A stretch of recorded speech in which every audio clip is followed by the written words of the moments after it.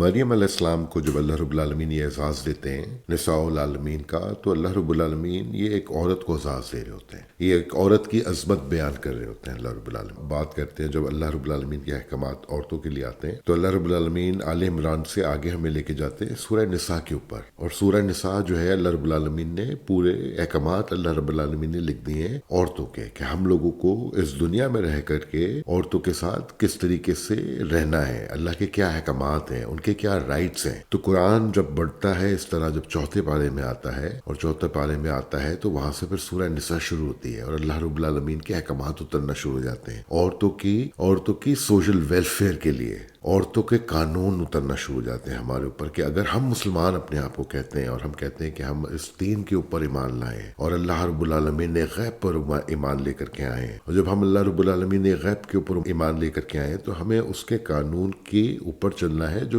قانون اس نے ہمیں کتاب میں بتایا ہے۔ یہ ہماری ڈیوٹی ہے، یہ ہمارا کمٹمنٹ ہے جب ہم اس قرآن کو کھول کے پڑھتے ہیں اور اس کو سمجھتے ہیں اور اپنے آپ کو مسلمان کہتے ہیں اور ہم کہتے ہیں کہ ہم دین ابراہیمی کے پیروکار ہیں۔ عورتوں کے حقوق جو ہیں ہمارے اوپر بہت امپورٹنٹ ہیں، اور ہمیشہ سے جب یہ احکامات اترتے ہیں پیغمبروں کے اوپر کہ ان احکامات کو امپلیمنٹ کرنا ہے، تو اللہ رب العالمین جو سب سے پہلا حکم دے رہے ہیں جس کے اوپر سورہ نساء اتری ہے کہ اس سوسائٹی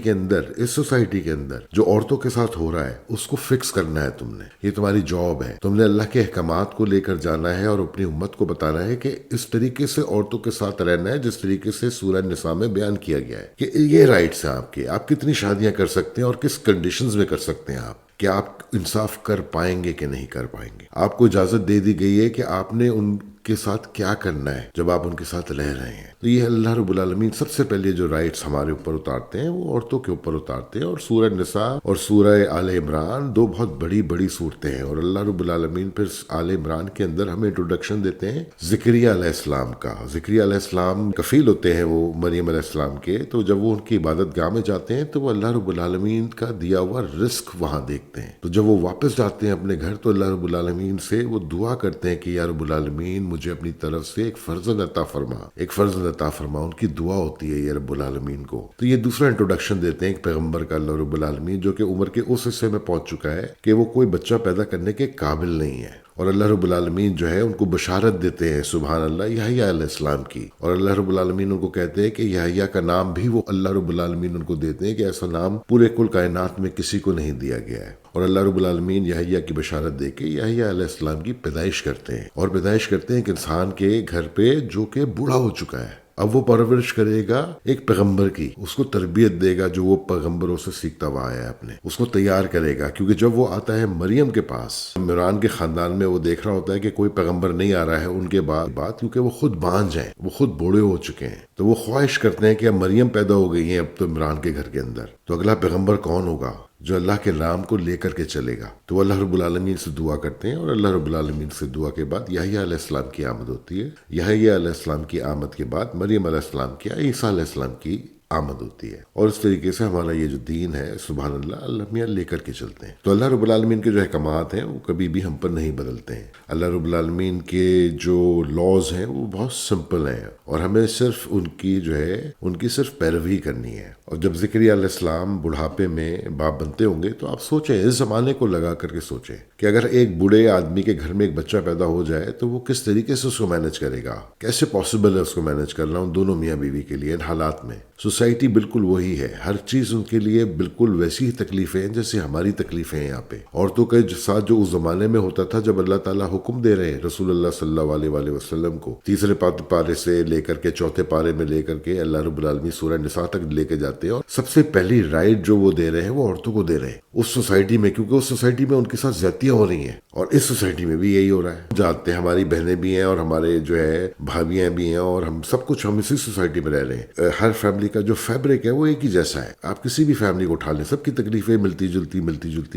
ہیں۔ ہم اس دنیا میں رہتے ہیں، یہی تکلیفیں انہوں نے دیکھی ہیں، لیکن انہوں نے اپنے آپ کو، اپنے تقوی کو اس جگہ پہ رکھا ہے کہ اللہ رب العالمین کے نام کو، اللہ رب العالمین کی کتاب کو، پیغمبروں کو، سب کو آگے رکھا ہے۔ وہ سب سے امپورٹنٹ ہے، ہماری کتاب ہمارے لیے سب سے زیادہ امپورٹنٹ چیز ہے۔ پہلے ہمارا کام یہی ہونا چاہیے کہ ہم اللہ رب العالمین کے حکم کو مانیں، فجر کے وقت اٹھیں اور ٹائم نکالیں اپنے لیے، مطلب 5 منٹ لگتے ہیں، فجر کی تیاری 30 منٹس کی ہوتی ہے. 30 منٹس کی تیاری میں آپ جاتے ہیں, 2 رکعت نماز پڑھتے ہیں فرض, اور اللہ کا شکر ادا کرتے ہیں کہ اس نے آپ کو رات کو سلایا تھا, آپ کی روح کھینچی تھی, اور اس کے بعد اللہ رب العالمین نے آپ کی روح واپس دے دی اس وقت جب آپ صبح فجر کے وقت اٹھے اور آپ نے اللہ کا نام لیا اور آپ نے اٹھ کر کے 2 رکعت نماز پڑھی, جیسے رسول اللہ صلی اللہ علیہ وآلہ وسلم پڑھتے تھے صبح اٹھ کر کے پڑھتے تھے. وہ جب صبح اٹھتے تھے پھر اس کے بعد 2 رکعت وہ سنت پڑھتے تھے, وہ ان کی چوائس تھی, پھر وہ 2 رکعت فرض پڑھتے تھے. ان سب کو کرنے میں 30 منٹ لگتے ہیں, لیکن آپ کتنا بڑا شکر ادا کر دیتے ہیں ایک رب کا, جس رب نے آپ کو یہ زندگی دے رکھی ہے, جس رب نے آپ کو یہ پیغمبروں کی پیڑیاں دے رکھی تھی, جنہوں نے آپ کو آج اس جگہ پہنچایا ہے کہ آپ اپنے آپ کو مسلمان کہتے ہیں. تو وہ اتنا تو ڈیزرو کرتا ہے کہ اس کے لیے ہم اٹھ کر کے نماز پڑھ لیں, اس کے لیے اٹھ کر کے قرآن پڑھ لیں, اور اس کے قرآن کو پڑھ کے سمجھ لیں کہ ہمارا رب ہم سے کیا رہا ہے, ہمارا رب ہمیں کیا سمجھانا چاہ رہا ہے, کہ ہمیں بھی اپنے رب کو اسی طرح ڈھونڈنا ہے جس طریقے سے ابراہیم علیہ السلام نے اپنے رب العالمین کو ڈھونڈا تھا. اور اب ہمارے رب العالمین ہر جگہ موجود ہیں, ہر جگہ موجود ہیں. لیکن ہم جب اس دنیا میں آتے ہیں تو ہم اس دنیا میں الٹے آتے ہیں,